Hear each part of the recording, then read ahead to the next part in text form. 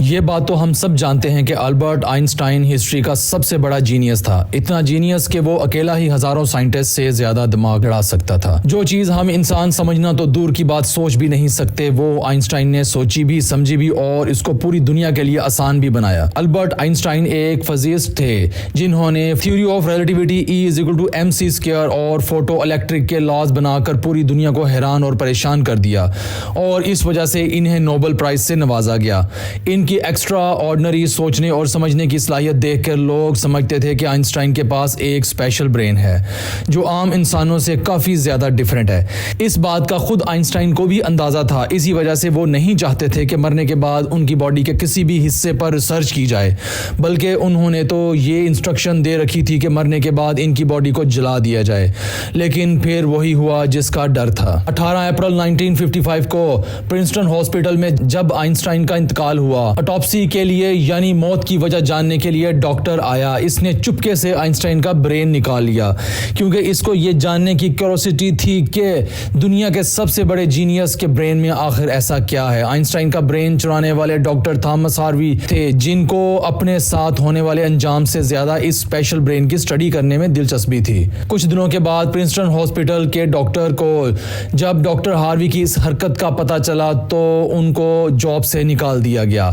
लेकिन doctor Harvey Einstein के बेटे हंस अल्बर्ट से जैसे तैसे करके ये परमिशन लेने में कामयाब हो गए कि वो इसके बाप के स्पेशल ब्रेन के अंदर छुपे राजों से पर्दा उठा सकें।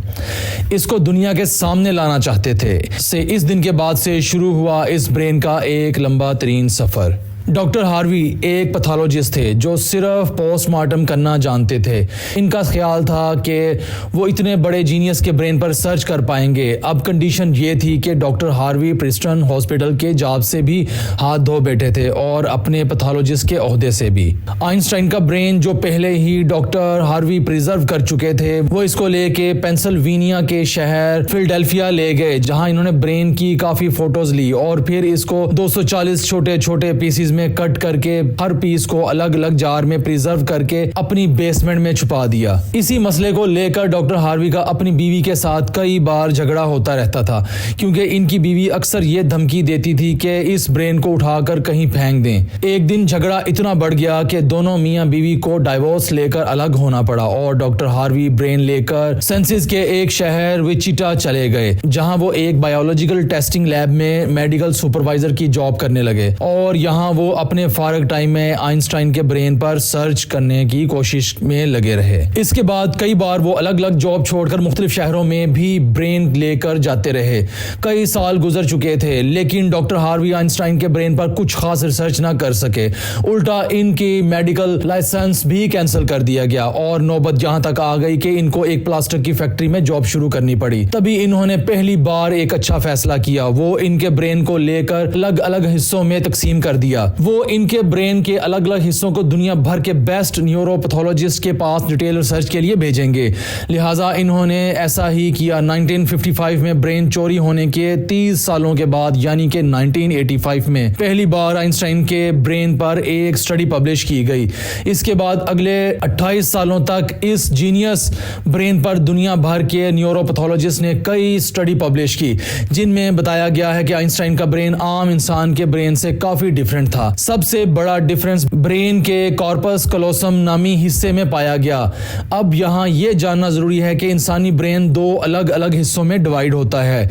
इंसान जो भी काम करते हैं वो ब्रेन के एक हिस्से में पहले प्रोसेस होता है और फिर ब्रेन हमारे जिस्म के इस हिस्से को सिग्नल देता है। लेफ्ट ब्रेन हमारे जिस्म के राइट हिस्सों को कंट्रोल करता है जबकि राइट ब्रेन हमारे जिस्म के लेफ्ट हिस्सों को कंट्रोल करता है। इसके अलावा 90% इंसानों का लेफ्ट ब्रेन बोलने, समझने, कैलकुलेशन और राइटिंग यानी कि लिखने के दौरान काम करता है, जबकि राइट ब्रेन के पास क्रिएटिविटी, शेप्स को पहचानने, आर्ट और म्यूजिकल की जिम्मेदारी होती है। अब आप भी ये सोच रहे होंगे कि इस सब में कॉर्पस कलोसम का क्या काम है। फर्ज करें कि एक कीबोर्ड पर टाइपिंग कर रहे हैं या फिर मोबाइल फोन पर, इस दौरान हमारे दोनों हाथ टाइपिंग करने में बिजी हैं। कुछ अल्फाबेट्स हमारे सीधा हाथ टाइप करता है और कुछ उल्टा हाथ। टाइपिंग के दौरान आपके लेफ्ट लेफ्ट हैंड से कुछ मिस्टेक्स होती हैं तो आपने फौरन अपना राइट हैंड इस्तेमाल करके इस मिस्टेक को ठीक कर देते हैं। इसका मतलब ये हुआ कि जब हमारे राइट ब्रेन से मिस्टेक होती है तो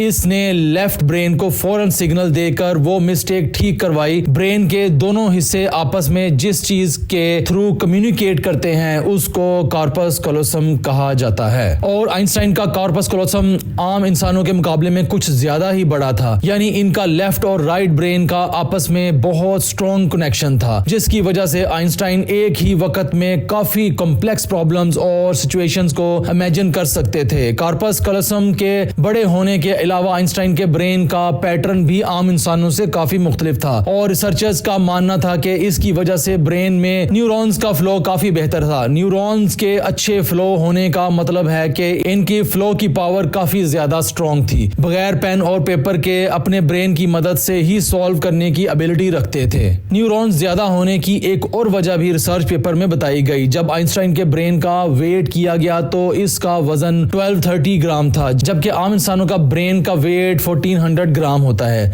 रिसर्चर्स का मानना है कि इनके ब्रेन की लाइनिंग काफी पतली थी, जिसकी वजह से इनमें ज्यादा न्यूरॉन्स पाए जाते थे। लेकिन सबसे बड़ा सवाल अभी भी वही था कि आइंस्टाइन ऐसे स्पेशल ब्रेन के साथ पैदा हुए थे या इनके पैदा होने के बाद इसमें चेंजेस आई। जांच के बाद मालूम हुआ कि अल्बर्ट आइंस्टाइन जब पैदा हुए थे तो वो पूरे 5 सालों तक बोल नहीं सकते थे, जबकि दूसरे बच्चे 2 या 3 साल की उम्र में ही बोलना शुरू कर देते हैं। जब इन्होंने बोलना शुरू किया तब भी वो ज्यादा बोलना पसंद नहीं करते थे, बल्कि हमेशा अपनी सोचों में ही डूबे रहते थे। इनके पास चीजों को मेमोराइज करने की पावर काफी कम थी, यहाँ तक कि इनको सिंपल मैथ के टेबल भी याद करने में मुश्किल होती थी। वो मैथ और नंबर्स को लॉजिकल तरीकों से प्रोसेस करने के मास्टर थे, ना कि इनको रट्टा लगाकर। आइंस्टाइन लाइफ में बाकी हर सब्जेक्ट में फेल होते थे, सिर्फ मैथ और साइंस वो वाहिद सब्जेक्ट थे जिसमें आइंस्टाइन की नंबर्स सबसे ज्यादा आते थे। जब अल्बर्ट आइंस्टाइन 12 साल के थे तब एक फैमिली टीचर अपनी ज्योमेट्री की बुक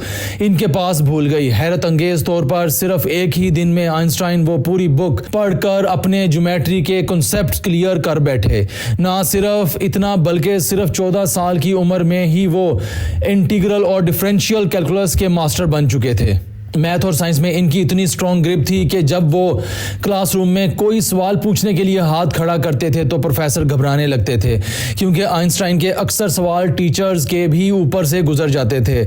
छोटी सी उम्र में ही वो इस यूनिवर्स के लॉज को एक छोटी सी इक्वेशन में बंद करना चाहते थे और यही इन्होंने अपनी ज़िंदगी का मकसद बना लिया था। 26 साल की उम्र में आइंस्टाइन ने 4 रिसर्च पेपर्स पब्लिश करके पूरी दुनिया को हैरान कर डाला और इस वजह से इनको पीएचडी की डिग्री और ह्यूमैनिटी के लिए आला किरदार अदा करने की सूरत में नोबेल प्राइज से भी नवाजा गया। इसका अंदाजा आप सिर्फ इस बात से लगा लें कि आज भी आइंस्टाइन की 2 थीसिस के बिना पर साइंस बिल्कुल अधूरी है। डॉक्टर्स और साइंटिस्ट ने यह नतीजा निकाला कि आइंस्टाइन का ब्रेन इनके पैदा होने के बाद स्पेशल बना था, जिसकी सबसे बड़ी वजह यह थी कि जब इनको अपने सवालों का कोई जवाब नहीं मिलता था तो वो खुद अपने दिमाग की मदद से जवाब तलाश कर लिया करते थे। छोटी उम्र में ही ऐसा करने से इनका ब्रेन इसी हिसाब से डेवलप होता गया। आज भी आइंस्टाइन का ये एक्स्ट्रा ऑर्डिनरी ब्रेन अमेरिका में वाक़या दी मोटर म्यूजियम में मौजूद है, जिसको बड़ी हिफाजत से माइक्रोस्कोपिक फिल्म्स में प्रिजर्व करके रखा गया है। हमारे चैनल को लाइक शेयर सब्सक्राइब जरूर कीजिएगा।